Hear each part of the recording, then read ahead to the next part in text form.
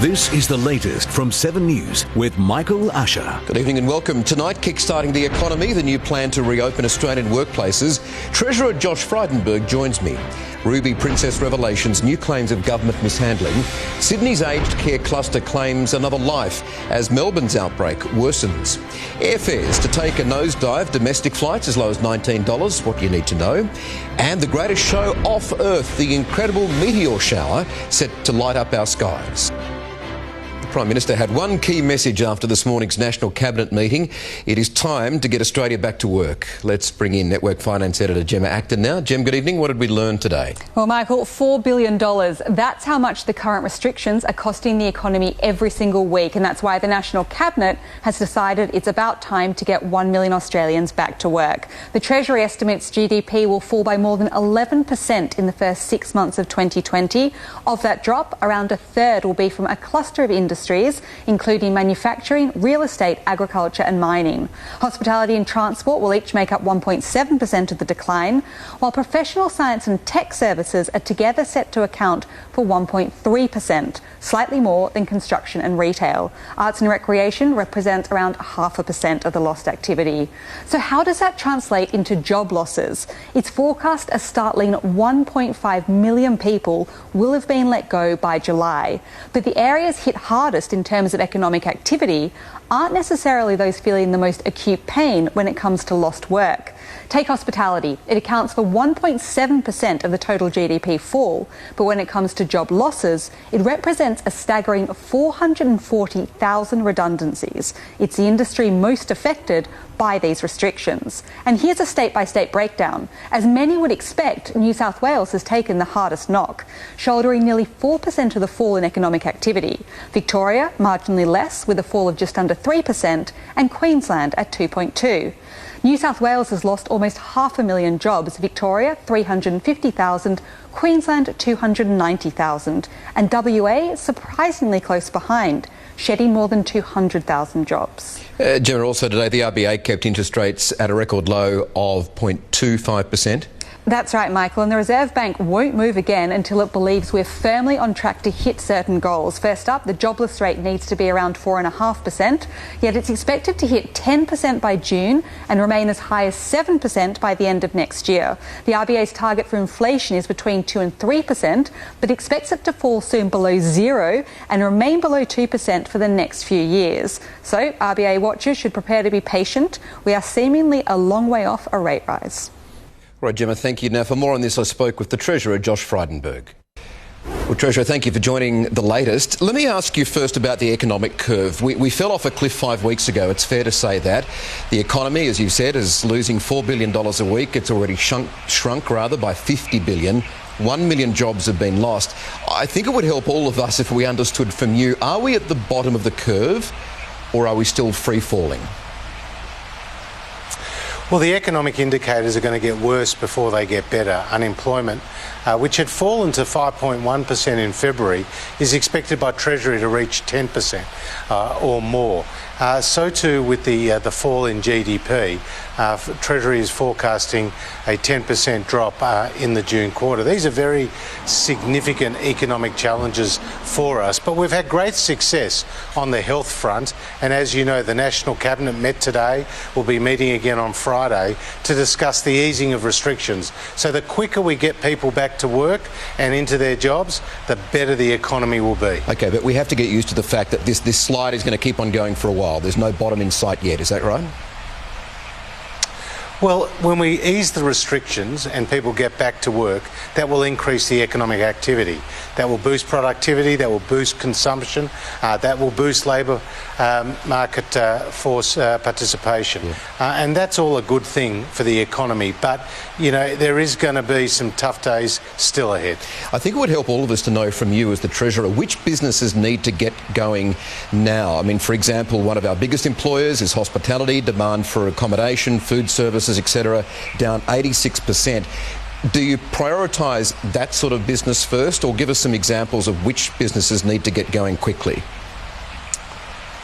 Well, the reality is that some business sectors like agriculture, construction, mining have continued to operate by applying the social distancing rules. That's been more difficult in retail and hospitality, and they're obviously the issues that the National Cabinet is working through. What we need to do is to follow the medical advice, to minimise the health risk, to maximise the economic gain, and we need to do that in those sectors that will enable broader employment across the economy. So more kids getting back to school is going to be really important, Mike, because their parents, who otherwise may have to left the workforce temporarily to help home educate their kids, will now be able to get back into a job. I know you're working behind the scenes drawing up lists by Friday. After the next big meeting, do you think we'll get a list of businesses that should have confidence in getting going again?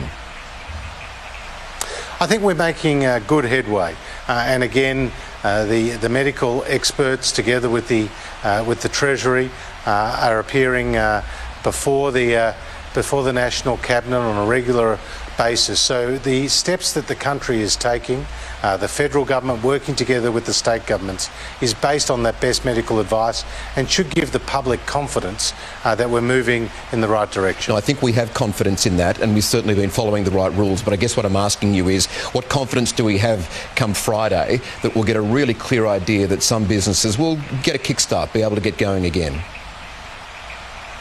I think we will see progress on Friday. That's certainly the intention of the Prime Minister, and I know that he's been working very cooperatively with the state leaders. Treasurer, this economic crisis, as you know full well, has rewritten all the rules. Any previous recession or economic setback has been about a 7-year path to recovery. What timeline are you putting on the government's road to recovery? Is it 1 year, 5 years, 7 years? Well, you're right to point to the 1990s as when unemployment went up by 5% over a 3-year period, but actually the employment rate did not come back to where it was pre-crisis for a whole 7 years. We're certainly hoping to beat that in the case of the coronavirus crisis, and that's why the JobKeeper program will be so important. You've been very clear today, that's a finite amount of funding though. That's not going to go on forever, JobKeeper. Well, we've been very clear. Our measures are temporary, they're targeted, they're using the existing systems, but we don't want the programs to require extra government spending for 1 day longer than they have to. Going forward, pushing ahead down the track, many months, probably a year from now, supply chains have proven to be a major problem during this crisis. Do you think the government, or are there conversations behind closed doors within the government, should reinvest in some industries in part to take a stake, to make sure things like healthcare technology, some food security, maybe fuel security, medical supplies are guaranteed and not a mad scramble to source ever again? Well, this is a global conversation as well as a domestic one, Michael, because no country wants to be left vulnerable when there's a crisis that disrupts those global supply chains. So we're very self-sufficient in agriculture. We're a country of 25 million people that produces enough food for 75 million people. But we've got less reserves than we probably should have in relation to some fuel areas, and that's something that the Energy Minister is looking at, capitalising on the low oil price to replenish our stocks, for example. In manufacturing, there are niche areas where Australia can do more, but at the same time, we shouldn't be looking to produce everything in this country because that wouldn't be economically responsible, nor even logistically feasible. So it's about getting the balance right. It's not about putting up protectionist barriers. It's about ensuring that the national interest is protected, and they are conversations and actions that the government is focused on. All right, well, we'll look forward to some encouraging decisions from National Cabinet on Friday, Treasurer. Thank you for your time tonight. Great to be with you. For more on Friday's Cabinet meeting, I'm joined by political correspondent Tim Lester in Canberra. Tim, good evening to you. So how far-reaching could the relaxation of social distancing measures be, do we think? Well, Michael, everything about the government's approach today suggests they want it cast as wide as they possibly can. They're talking economics, not health, $4 billion cost a week of keeping the measures in and the like. Changes then wide-ranging but likely only gentle because of the health imperatives. The Chief Medical Officer, Brendan Murphy, said today he expects the changes will be fairly cautious. The virus, he says, is still in our community. One other point on this, Michael, government app downloads. You know the government has said that the relaxation will depend on how Australians download, how many Australians download the app. As of tonight, 5 million, but there are 16 million Australians with mobile phones, so there is still a way to go there, Michael. All right, and Tim, the New Zealand PM, Jacinda Ardern, attended the Cabinet meeting. How soon could Trans-Tasman travel be allowed? Realistically, it's likely still weeks away, Michael. There was an assumption because the New Zealand Prime Minister went to the hookup today, the National Cabinet meeting, that a decision or an announcement might be coming pretty soon.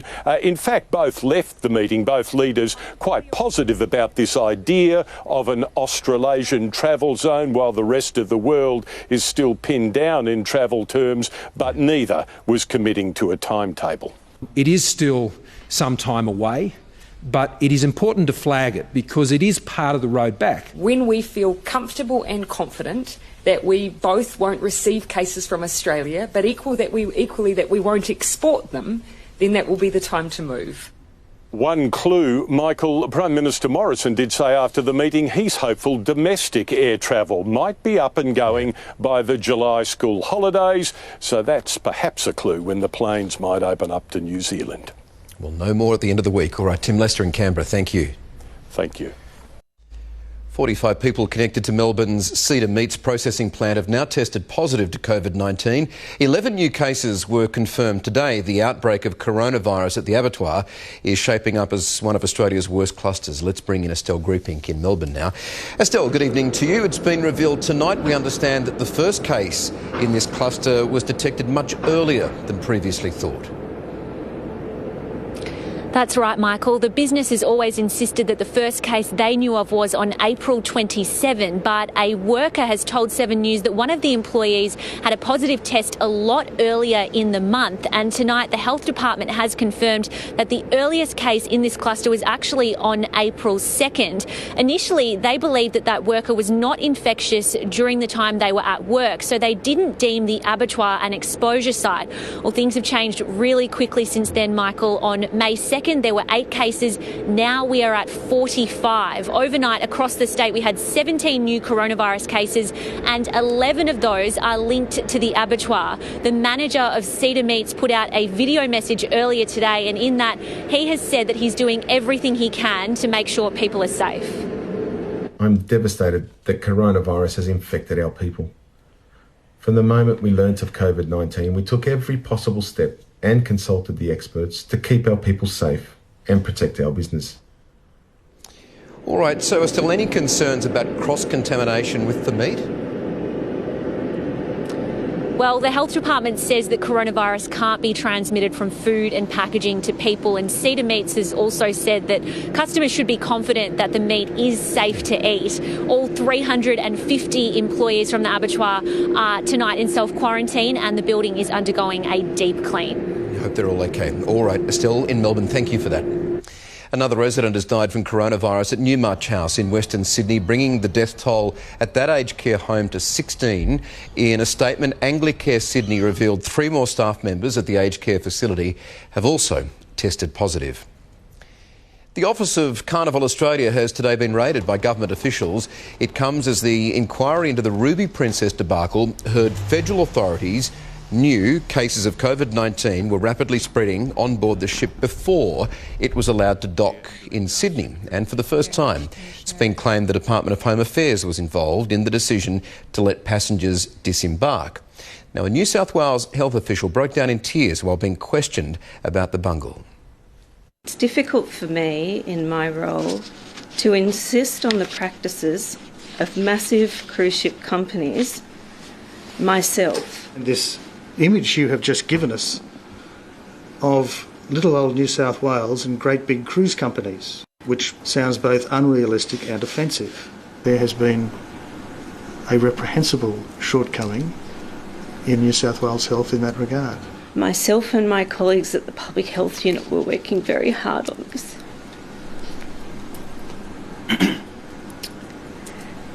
We did what we could. And if we could do it again, it would be very different.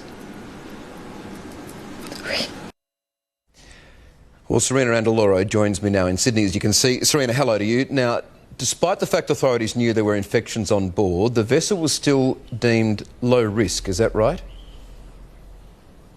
It is incredible, Michael. Good evening to you. A Senate inquiry today has heard federal authorities knew sickness was spreading on board the Ruby Princess and fast. On March 16, the ship reported 53 sick people, but by the morning of March 18, there were 110, and that night, 128 sick passengers. It was also revealed that the Department of Home Affairs was quite concerned about the Ruby Princess docking, so concerned, in fact, it put in a call to the Port Authority, and of course we heard that very emotional testimony of New South Wales health epidemiologist Kellyanne Ressler, whose job it was to liaise directly with the ship. She said not enough coronavirus swabs were taken on board, and it seems as every day passes, more and more damning evidence comes out of this Special Commission of Inquiry, Michael. It does indeed. Certainly took a toll on her today, there's no doubt about that. What about this raid? I think that happened in Sydney this morning at the Carnival Australia offices by federal authorities. What does that mean for the investigation? Yeah, Michael, we saw officers from the Department of Agriculture pounce on the Carnival Australia HQ. They were looking for any breaches to the Biosecurity Act. We can tell you this investigation centres around an incomplete maritime arrival reporting form, so the plot does thicken there, Michael. Does indeed. All right, Serena in Sydney, thank you. Tonight it's been revealed a second Victoria police officer has been suspended over leaked photos of former AFL coach Dean Laidley in custody.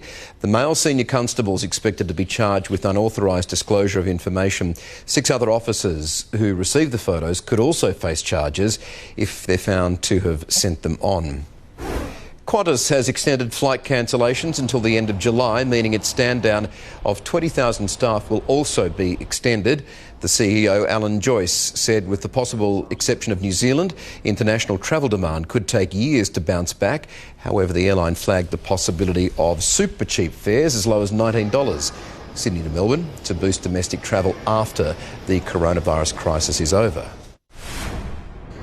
Some of Queensland's biggest hospitals have become ghost towns, with wards, intensive care units and theatres emptied in preparation for an influx of COVID-19 patients.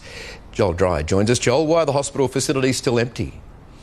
Michael, what we are seeing are the effects of our success here in Queensland. Many of our major hospitals are the quietest they have ever been, and some of our private hospitals are all but shut down. Incredibly, some agency nurses that I have spoken to say they have been without work for 6 weeks. It was all due to our response for a planned wave of COVID-19. Elective surgeries were cancelled back in March, and people were told to stay well clear of hospital unless it was an absolute emergency. We were expecting a high number of coronavirus patients. We were essentially planning for the worst and hoping for the best. What we got was pretty close to the best. There are now only 9 patients in hospital with coronavirus throughout the state. It means we can now turn the tap on to some degree. We have allowed some elective surgery to begin again, but we're still seeing plenty of empty hospital beds and wards in Queensland, and that is to allow for a potential, an unwanted, but a very much potential second wave, an outbreak of COVID-19 cases. All right, Joel Dry in Brisbane, thank you. Still to come, the President and the pandemic. Donald Trump pushes to reopen the country despite a staggering death toll. Live to DC. One of the year's best Cosmos shows from the comfort of your own home. Behind the Meteor shower taking over our skies tonight. And find out what the Queen asked Scott Morrison during a special phone call that happened just moments ago. That's all next here on The Latest from 7 News. Back in a moment.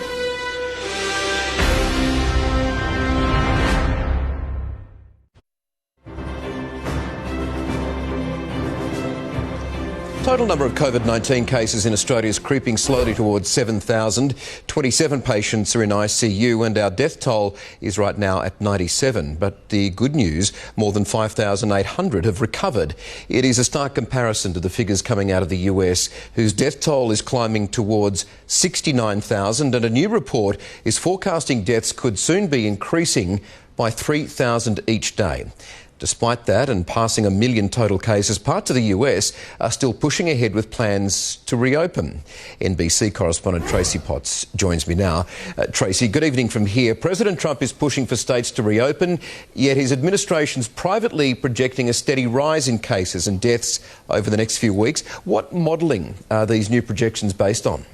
Well, Michael, it's a university model that has been sort of a go-to for coronavirus numbers here in the United States. And according to a draft document, so it wasn't final, that was reported by the New York Times, that model shows that by June 1st, so just under a month from now, we could be looking at adding 200,000 new cases a day and nearly 3,000 deaths a day, nearly doubling where we are now. The White House is downplaying those numbers, saying that this was not their report, not their document, and not final in terms of the actual numbers, the university says. But they certainly show a trajectory with those numbers going up as opposed to those numbers dropping, which is what the president had hoped for after states started to reopen. So what has been the reaction to parts of the US opening up, Tracy? So it's been interesting, Michael. It's been mixed. There are some areas where we've seen protests. People want more stores and retail and businesses open in their areas. They believe that the numbers are going down to support that. In other areas, people are quite scared of the fact that so many people are out and about with numbers still going up. Remember, a lot of those states reopened not meeting the federal guidelines, which said cases should drop for 2 weeks straight before you even consider reopening. We've seen federal health officials on the president's coronavirus task force issue concern that some of these states may be reopening too soon amid pressure from people who are jobless. The jobless rate and the number's really high now, and they really want to see retail get started and get rolling again in the United States. All right, Tracy Potts in Washington, D.C., thank you. Now, if you're looking for a new socially distant activity for this week, have a look up to the sky and watch one of the year's brightest meteor showers. Astrophysicist Sarah Webb joins me now to tell us all about this. Sarah, good evening to you. Nice to have you on the show again. Now, tell me, the meteor shower, it's actually linked to Halley's Comet, is that correct? That's right. So many of us, especially in my lifetime, if you were born after 86, we would have never seen Halley's Comet. And so this is one of our chances that we can have a peek. And so it's not Halley's Comet itself, but it's actually little bits of the comet that had fallen off the last time it went by. So all the way back in 86, when it got close to the sun, it left this tray of debris. And that's what we're passing through at the moment. So you can see a little bit of history falling through into our atmosphere. Oh, there we go. So when and how can we best see the meteor shower? Right, so us Australians are very lucky. We can see it best between 2 and 4 a.m. Sounds horrendous, but I promise you, if you do get up, it is worth it. You're approximately going to see one meteorite every minute. So if you stay out there long enough, you're sure to catch one, and you can even tell what they're made out of by what bright colours you see. And if all you need to do, go outside, lay down, sit down, and look to the northeast. Look to the northeast. Oh, there you go. And there's a good guide on the screen now of what the colours look like. So am I right in saying this is one of the only meteor showers that's best viewed from the southern hemisphere? And if that is the case, why? That's right. So we've got a first-class ticket to this meteor shower because we are currently entering to our winter months, which means that we get a little bit more darkness. And the position of the sky where it is in the northern hemisphere, they can't quite reach it, and the bits that they can see, it's already too light for them to have a look. So we're very lucky that we've got the darkness and we've got the southern position. So it works out well. We were wondering, around the world right now, I mean, the atmosphere is so clean and clear because the world's shut down right now. Does this make it an extra good time for stargazing?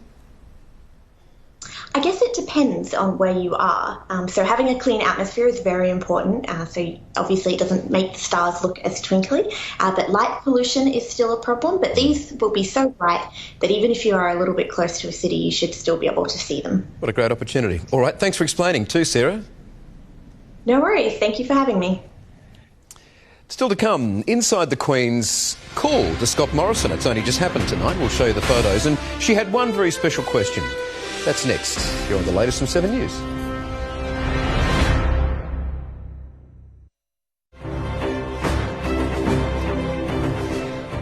Welcome back. We're taking you to the Canary Islands tonight, a live look at Mount Teide. That's an active volcano on the north coast of Tenerife, apparently. It's sunny and 20 degrees there right now, but we'll leave that up and have a look at the temps around Australia. Brisbane showers and 25, sunny in Sydney and Melbourne, top of 18 for Perth. In some other parts, Atherton showers and 21. Wodonga can expect some early fog and windy and 21 on the coast there in Geraldton and WA. Well, the PM received a special phone call tonight from the Queen. There's some images just in. Her Majesty rang to check in on Australia's progress dealing with coronavirus as well as our bushfire recovery. But we're told from the Prime Minister's office that she also wanted to know about the horses. The royal racing enthusiast was glad to hear that our tracks are still open. Thank you for your company this evening. From the team here at 7 News for now, that is the latest. I'm Michael Usher. Good night.